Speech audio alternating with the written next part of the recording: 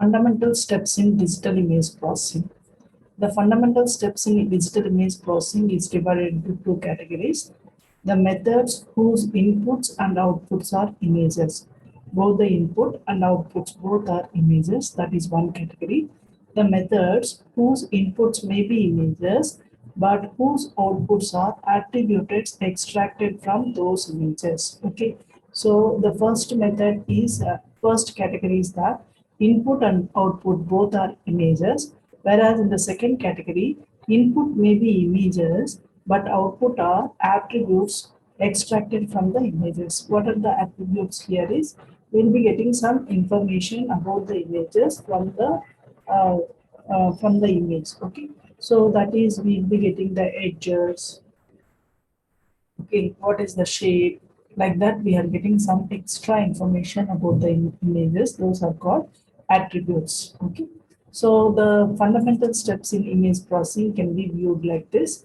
Okay, so here if you see that, so these are the fundamental steps, and we have discussed no both inputs and outputs are images.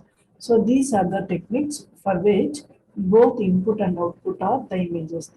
These techniques comes under one category where input is image and output is also image for these techniques. Okay, and whereas these techniques here from here to here, these techniques will be having output as attributes. Okay, only the input will be the images, output will be the attributes. So these techniques are having both input and output as images, whereas these techniques will be having the outputs as attributes. Okay, so these are the two categories of digital image processing. Now we'll be discussing one by one here. So here, if you just observe, we have image acquisition, image filtering and enhancement, image restoration, color image processing, wavelets, multi-resolution processing, compression, morphological processing, segmentation, representation and description, object recognition, okay, and knowledge base. These are the different elements in the fundamental steps, and one by one we'll be discussing here. The first one is image acquisition. Image acquisition is the first process in the image. What is image acquisition is that simply giving the image as in the digital form. Image will be given to the system in the digital form, that is called image acquisition. Okay, so image acquisition will also involve pre-processing such as scaling. So sometimes the image will be having very large scale. So what is that? For processing, we have to reduce the size of image.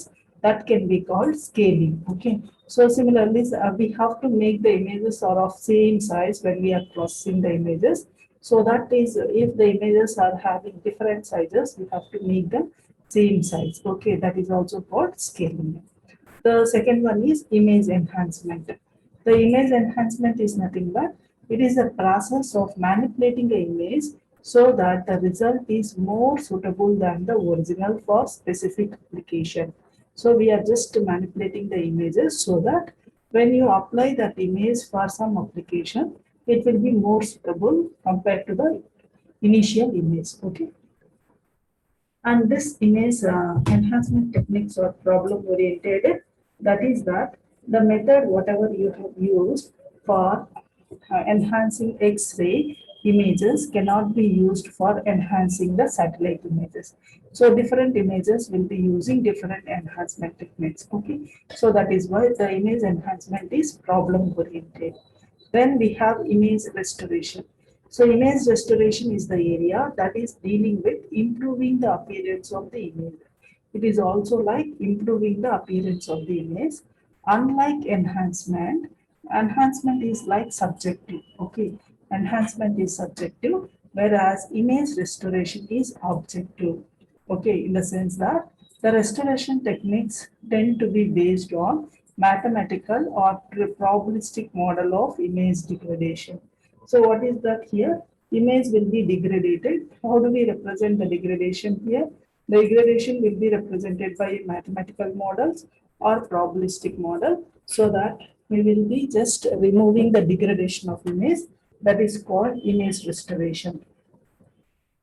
So the enhancement, on the other hand, is based on human subjective preferences regarding what constitutes a good enhancement result. Okay, so the enhancement, it depends on human subjective. Either he can go for image enhancement, whereas here it is subjective. Okay, whereas image restoration is based on mathematical and probabilistic models. Okay, so whichever is preferable, that can be used by the human. Okay, the next step in the fundamentals of digital image processing is color image processing. So the color image processing is the area that has been gaining importance because of significant increase in the use of digital images over the internet.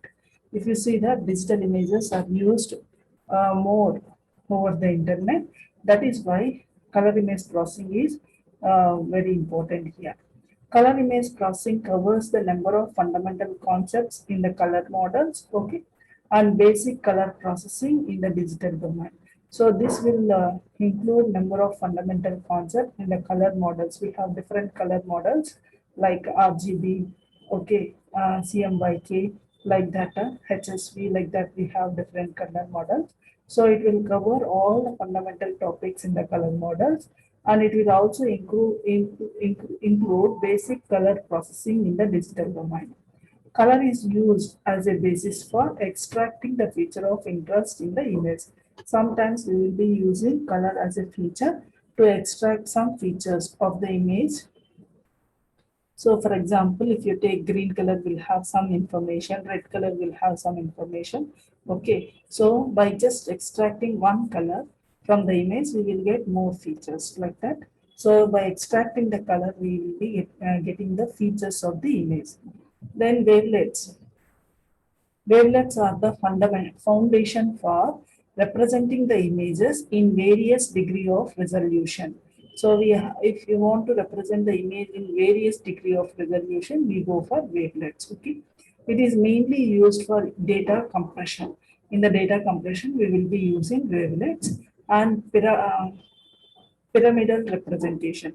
If you want to represent the image in the form of pyramidal, then also we have to go for wavelet. Means we want to find out what is the low frequency range of image, high frequency, like that. We are dividing the image.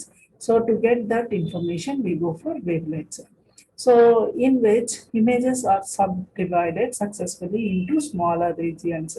In the wavelets, what is that we are doing? We are dividing the image successfully into smaller regions.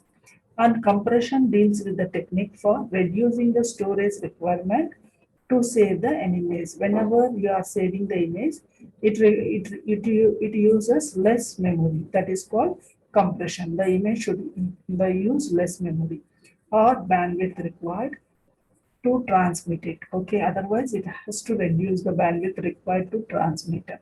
Although storage techniques has been improved significantly, the same cannot be said for transmission capacity. Storage requirements, here we have seen there are more techniques to reduce the storage capacity. Okay, but we don't have much techniques for transmission capacity. Image compression is familiar to most of the users of computers in the form of image file extension. So in the computer, we will be using image file extension block JPG. No? JPG is nothing but Joint Photography Export Group.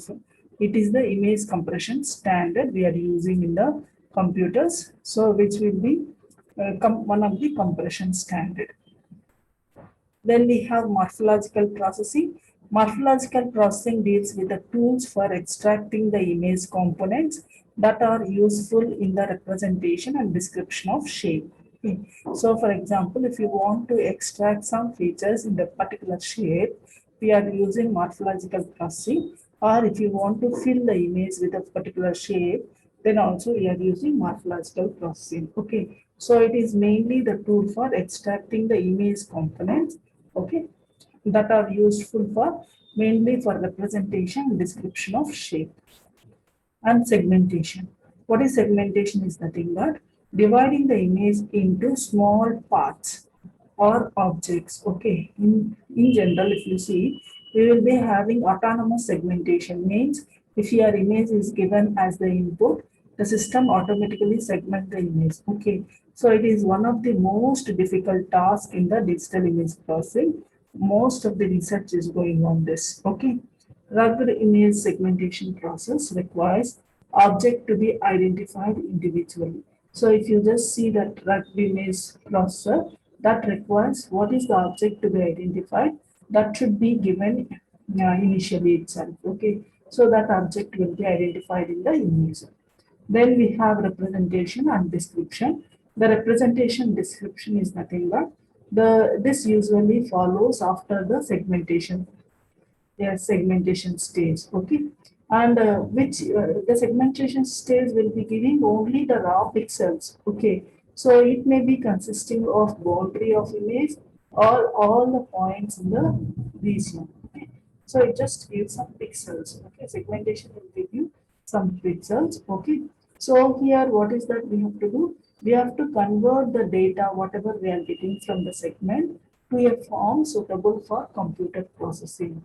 Okay, so the data can be represented. What is that here? Whatever data we get from the segmentation, that will be represented as a boundary or as a complete region. Okay, what data it gives to segmentation data, that will be, if it is giving boundary data, it will be represented as a boundary. If it is a complete region means it will be represented as a complete region. So the boundary representation is appreciated when focus is on external shape characteristics. Okay, so when we are interested with the external shape characteristics, then we have to go for boundary representation. So what is external shape characteristics is nothing but corners, reflections. If we are interested with that, we have to go for boundary representation. Then we have discussed, no, either it can be represented as a boundary or region.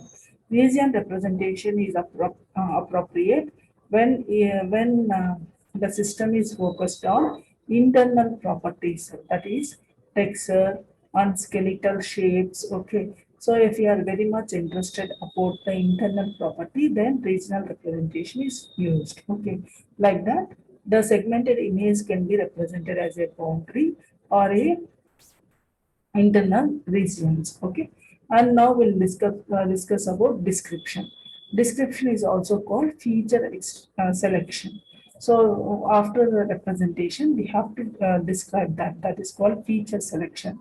Deals with extracting the attributes that results in some quantitative information of interest. Okay, feature selection is nothing but we have to get some information from the image which is useful for representation, or it is useful for differentiating one class of object from the another class. Okay, so that is description. Description is nothing but feature selection. Feature selection is nothing but we are extracting some information so that that is useful for differentiating one class of objects from the other class. Okay, after description, what is next one is recognition. It is the process that assigns the label to the objects based on its descriptors. Here we are getting the description. No? Okay, so we are extracting some class of objects from the other class. After extracting the class of objects, what is that you have to do?